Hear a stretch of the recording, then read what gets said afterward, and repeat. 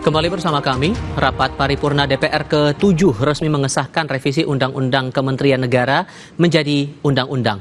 Salah satu poin penting dalam aturan itu yakni Presiden memiliki kebebasan penuh menambah jumlah kementerian sesuai kebutuhan. Setelah mendapat persetujuan 9 fraksi, Wakil Ketua DPR Ludwig Paulus mengesahkan revisi Undang-Undang Kementerian Negara menjadi undang-undang. Menteri PAN-RB Abdullah Azwar Anas menyebut undang-undang itu menyepakati kewenangan dalam membentuk kementerian, di mana Presiden diberikan kewenangan untuk menentukan jumlah kementerian yang akan dibentuknya dengan mempertimbangkan kebutuhan dan fungsi kelembagaan. Azwar memaparkan jumlah kementerian dapat seperti saat ini sebanyak 34 unit atau dapat ditambah sesuai kebutuhan Presiden. Pertama, penyesuaian kelembagaan kementerian agar lebih responsif, fleksibel, dan adaptif sesuai dengan kebutuhan zaman. Hal ini dilakukan melalui perubahan norma yang tidak lagi mengatur batasan jumlah kementerian yang dibentuk, melainkan pembentukan kementerian ditetapkan sesuai dengan kebutuhan penyelenggara pemerintahan. Presiden sebagai pemegang kekuasaan pemerintahan dapat menetapkan jumlah maupun tugas dan fungsi kementerian didasarkan pada kebutuhan penyelenggaraan pemerintahan untuk optimalisasi kinerja pemerintah guna mewujudkan agenda, cita-cita, dan program pembangunan nasional. Menanggapi kritik tak melibatkan partisipasi publik sebelum membawa 3 RUU ke paripurna, Wakil Ketua Badan Legislasi DPR Ahmad Baidowi membantah tudingan itu. Ia menekankan setiap fraksi dan pemerintah telah melibatkan publik dengan cara masing-masing hingga terkumpul daftar inventarisasi masalah. Daftar itulah yang dirapatkan di Badan Legislasi sebelum disepakati di Parlemen. Analisis bahwa ini tidak ada partisipasi dari pihak masyarakat sipil untuk karena ketentuan partisipasi publik itu nggak jelas. Apakah harus di pembahasan, apakah harus di mana? Coba saya tanya media, di mana? Saya berani mempertanggungjawabkan itu. Nggak ada. Makanya kemudian kelegoan masing-masing fraksi melakukan diskusi, silahkan fraksi masing-masing. Pemerintah juga begitu. Sejumlah poin perubahan dalam Undang-Undang Dewan Pertimbangan Presiden tertuang dalam pengesahan yang dilakukan hari ini di DPR. Di antaranya perubahan nama dari One Team Press menjadi One Team Press RI. Tanggung jawab One Team Press RI kepada Presiden dan One Team Press RI kini berstatus lembaga negara. Anggota One Team Press RI berstatus pejabat negara. Jumlah anggotanya tidak lagi sebanyak 8 orang, kini jumlahnya disesuaikan dengan kebutuhan Presiden.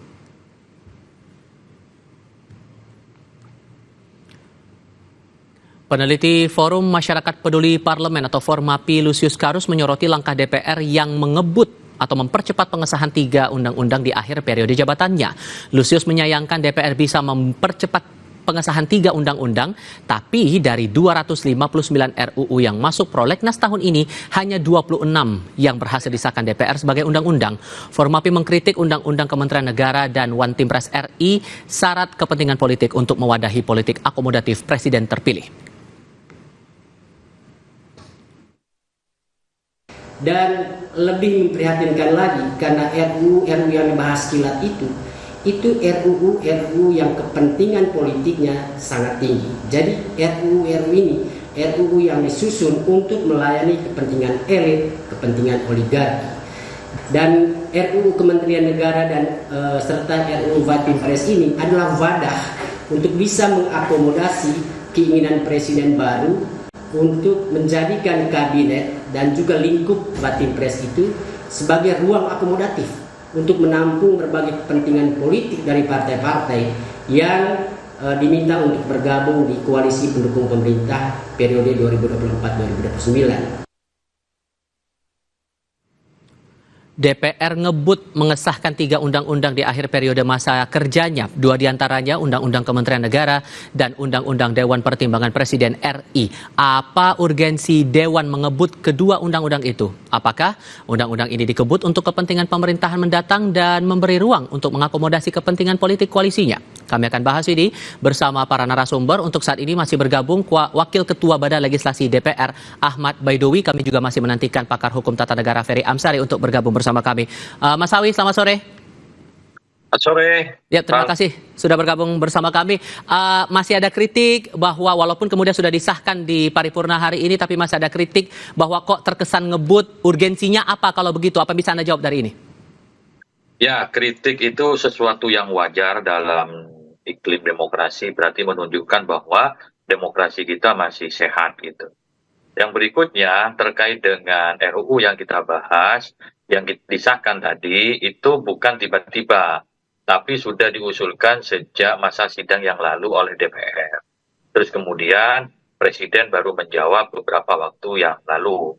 Nah, setelah kita lihat ternyata dari usulan DPR itu tidak banyak berubah usulan tim dari pemerintah, sehingga menyebabkan pembahasan RUU itu bisa cepat karena pasal yang diubah itu hanya sekitar 2 sampai 3 pasal, bukan keseluruhan pasal.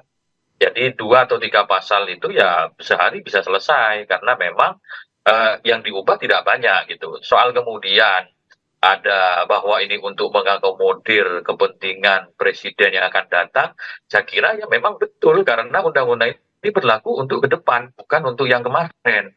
Soal kemudian siapa presidennya, ya tentu yang terpilih besok yang akan dilantik Pak Prabowo. 2029 ya presiden siapa lagi yang terpilih tentunya menyesuaikan dengan undang-undang yang kita sahkan tadi gitu. Oke. Lalu bagaimana kemudian Bang Ferry Amsari merespon soal ini? Kita coba cek dulu. Bang Ferry masih bersama kami ya? Sudah bergabung ya? Halo, ya. Oke. Bung Ferry, kalau dari pernyataan Mas Awi ini nggak tiba-tiba muncul kemudian disahkan aturan ini sudah ada prosesnya di parlemen. Anda menangkapnya gimana? Ya, tapi kan kita harus akui bahwa undang-undang ini tidak melibatkan partisipasi publik yang patut dan layak. Sebagaimana putusan 91 di Mahkamah Konstitusi dan Undang-Undang 12 2011 junto Undang-Undang 13 2022 tentang pembentukan peraturan perundang-undangan yang memberikan 3 hak kepada publik: hak untuk didengarkan, hak untuk diterima aspirasinya, dan hak untuk dijawab keluh kesahnya. Kini Mas Awi dan teman-teman di DPR kan belum mendengarkan kita memberikan apa masalahnya soal undang-undang ini dan diberikan kita kepada publik penjelasan kenapa gagasan-gagasan publik untuk mempertanyakan, menolak, itu alasan DPR apa? Sama sekali tidak ada. Jadi lebih mirip undang-undang ini dipaksakan, dan kita tahulah sebab di belakang itu karena memang kebutuhan presiden yang akan datang dan yang ada saat ini sedang berkaitan. Mas Awi kan harus ingat bahwa pemakai undang-undang ini adalah presiden ke depan. Pengawasnya adalah anggota DPR 1 Oktober nanti. Kenapa sih tidak diberikan saja kepada parlemen baru kita untuk kemudian mengesahkan undang-undang ini? Oke. Apa alasannya terburu-buru? Apa sih kebutuhan yang mendesak bagi masyarakat? Oke. Padahal tidak dibahas pun, warga masyarakat baik-baik saja. Kebutuhan macam apa bernegara yang sedang menjadi tantangan sehingga terburu-buru seperti ini? Itu yang menjadi pertanyaan. Bagi saya dan teman-teman yang melihat situasi ini lebih kepada semangat bagi-bagi kursi kekuasaan menjelang pemerintahan yang baru saja. Dan seolah-olah presiden yang baru hendak ditawan dengan berbagai kepentingan politik kekinian, padahal mereka harusnya memberikan kesempatan kepada presiden yang baru dan parlemen yang baru untuk kemudian menjalankan apa kehendak masyarakat ketika. Oke, tahan dulu di situ, Bang. Mas Awi merespon itu walaupun kemudian Anda sudah jelaskan bahwa masalah partisipasi publik itu fraksi punya caranya sendiri-sendiri. Merespon itu gimana? Ya, ketika kemarin masing-masing fraksi setuju untuk mengajukan ini menjadi revisi undang-undang, ya kita ingatkan, kita berikan kesempatan ke setiap fraksi untuk merespon aspirasi dari publik yang kemudian dituangkan dalam pendapat mereka gitu kan. Kan tidak ada keharusan bahwa partisipasi publik harus di perencanaan, di penyusunan atau di pembahasan. Kan semua dalam proses, termasuk tadi dalam penyampaian pemerintah bahwa dalam menyusun DIM pemerintah itu juga melibatkan akademisi yang itu menjadi bagian dari representasi publik. Nah, seperti itu yang kita lakukan. Soal kemudian kenapa tidak diberikan kepada DPR yang akan datang, karena kita punya kewenangan. kita kan di akhir masa periode ini menyelesaikan tunggakan dalam penyelesaian perundang-undangan. Saya kira begitu gitu kan. Dan itu Tidak ada dilarang oleh batasan undang-undang. jumlah itu Respon juga nggak, orang Mas menganggapnya Mas Sawi, sorry saya potong Bang, dianggap juga memberikan keleluasan bagi presiden terpilih untuk mengakomodasi kepentingan politiknya. Merespon itu gimana Mas Sawi? Ya, itu namanya politik, ya biasa saja. Orang menafsirkan silahkan. Tetapi kita memberikan keleluasan kepada presiden untuk menggunakan hak prerogatifnya sebagaimana sistem presidensial. Maka meskipun kemudian seperti Undang-Undang Kementerian Negara tidak dibatasi jumlahnya, tetapi kan ada prasyarat. Yakni apa? Memerhatikan efektivitas pemerintahan. Kalau sekiranya tidak efektif pemerintahan, ya tidak perlu ditambah kementeriannya. Bahkan bisa jadi dengan tanpa aturan itu bisa berkurang jumlah kementeriannya. Tidak harus 34. Ya, jadi ruang itu memang diberikan gitu kan secara sadar. Semua fraksi dan juga pemerintah akhirnya setuju bahwa ruang memberikan kesempatan kepada presiden yang akan dilantik untuk mengatur nomenklatur kementerian silahkan. Asalkan efektivitas pemerintahan itu tetap terjaga gitu. Dan menjadi salah satu prasyarat gitu. Mencermati itu Bung Ferry gimana mencermati apakah kemudian dua aturan ini direvisi untuk mengakomodasi koalisi besar dari Prabowo Gibran di pemerintahan baru ini? Ya, pertama dengan segala hormat, Mas Sawi ini sahabat saya, satu ini sangat pragmatis. Kenapa? Karena kalau kita bicarakan soal pembentukan undang-undang, Mas Sawi saya rasa tidak lupa. Tetapi tidak disampaikan bahwa di undang-undang pembentukan peraturan perundang-undangan yang baru, mekanisme partisipasi publik itu berbeda sekali.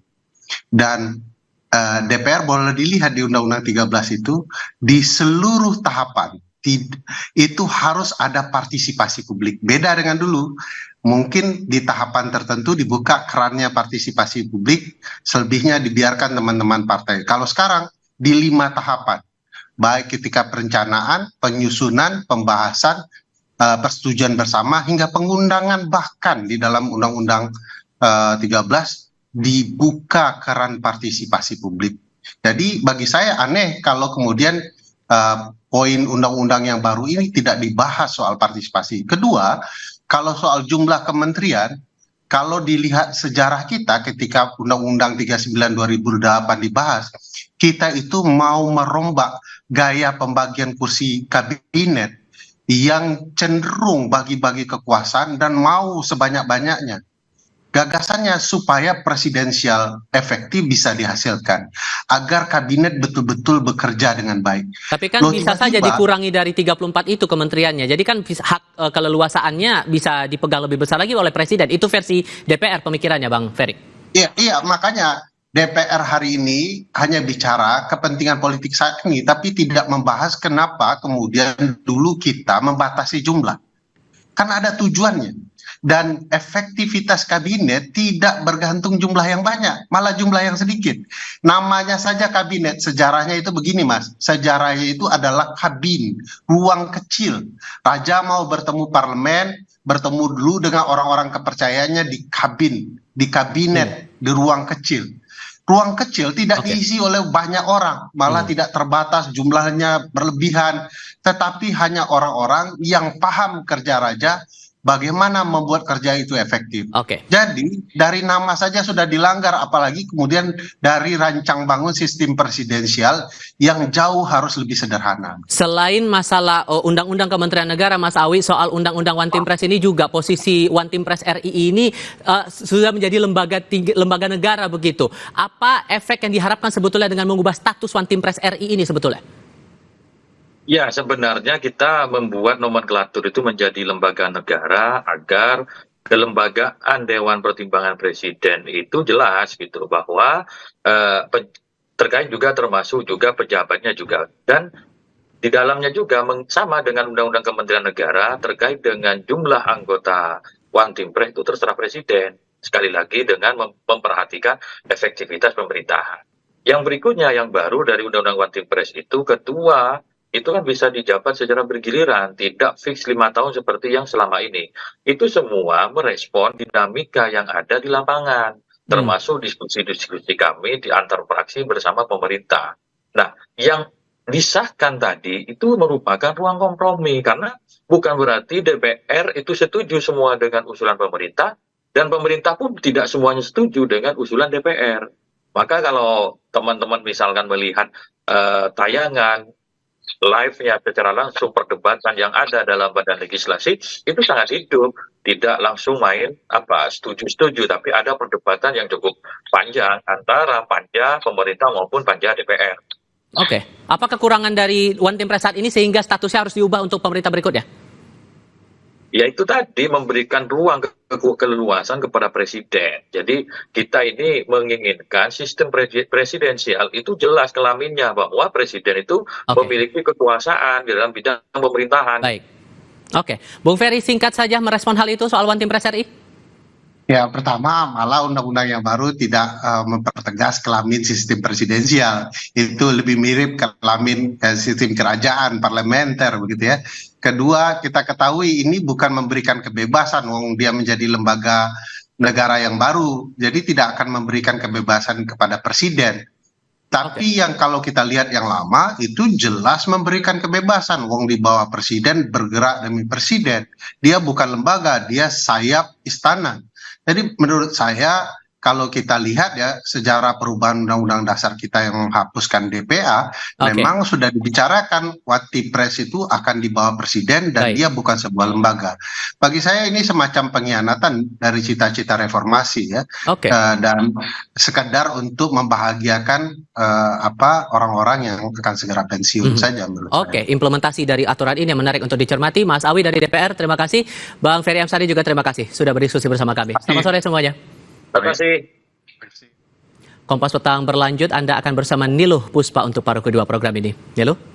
Terima kasih, Tifal. Saudara, hasil survei Lembaga Survei Indonesia LSI menunjukkan elektabilitas Ridwan Kamil Suswono 51,8%, mengungguli Pramono Anung Rano Karno 28,4%, dan Dharma Pongrekun Kunwardana 3,2%. Kami akan ulas ini usai jeda.